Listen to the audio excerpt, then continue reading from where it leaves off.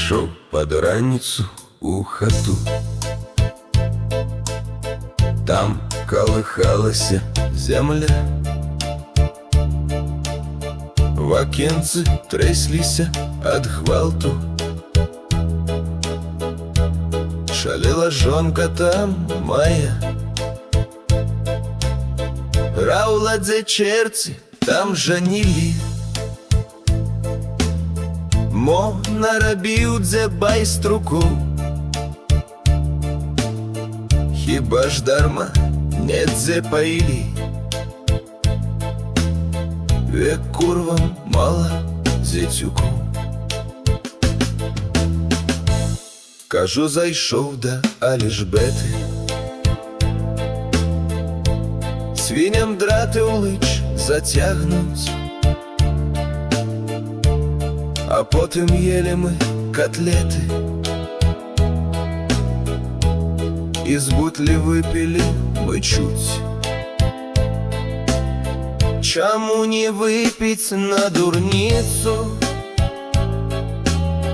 той памалёваны напой? А потым я засёк курыцу. Шыпалі пер'я там мы з ёй, і нешта раптам памутнела. Напэўна, быццам бы ў сне там Алішбета песні пела на тапчане каля мяне. І я пайшоў тады да хаты, калі што будзе, дык не я, бо я ні ў чым не вінаваты. Хіба ж п'яны зробіць дзіця, а жонка мне раве з парогу. Вось Алішбета ў суд пайдзе і забярэ ў нас карову, а мой кабылу павядзе. Кажу, ніхто мяне не бачу, мо ўратуемся з бяды. Я на судзе скажу не іначай. Драты цягнулі цыганы, а я яе зусім не бачу.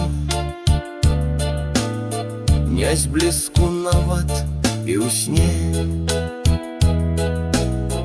Паклёп скажу я не іначай. Падрыхтавала на мяне, а мне раве жонка з-за печі, што я па вуліцы спяваў. Якое шчасце з любай легчы. Я Алішбету пакахаў, і чулі гэта ўсе суседзі. І дзед Антось вісок круціў, казала, вэрця, мабыць, недзе.